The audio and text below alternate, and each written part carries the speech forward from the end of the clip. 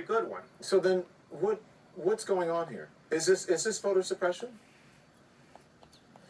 What I think, Don, is that when Republicans or those who, some people do this because they're worried about the integrity of the voting. Okay, some feel that way. Others probably believe, and I've actually heard it said in some quarters that, if too many people vote, we can't win. I have a different view of that. Go and win those voters. Go out and take your message out there to get people to vote for you. It's possible to do that. So the idea that we're going to win an election by restricting those people who are going to vote, that's absolutely not the American system. We ought to make sure that people can vote. In my state, here in Ohio, Don, we have early voting, we have mail-in voting, we have drop box, we have all those things. If the rest of the country did what we're doing in Ohio, we'd be in good shape. So we've done all these things, and we don't have fraud in Ohio.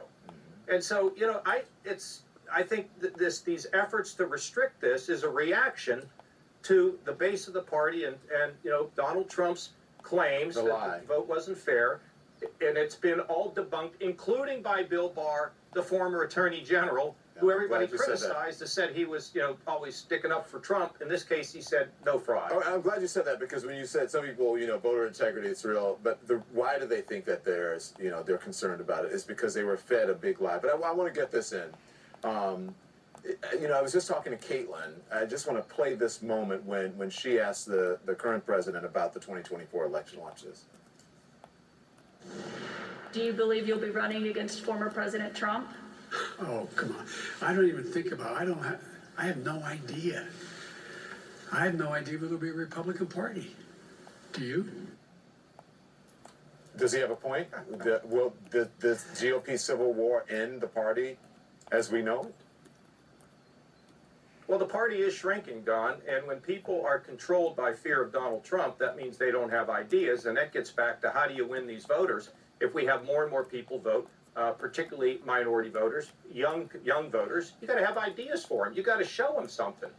And Don, I read some of the transcripts or some of the reports about your being out there, now selling this book, and you've talked about you've said how would Jesus look at this stuff?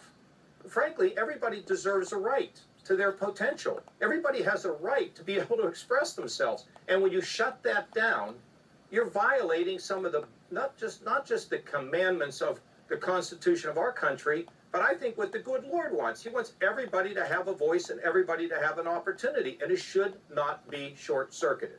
End of story. You know how we sometimes get into fights and you say, "You don't let me finish"? You got to finish every thought tonight. I barely said 2 words.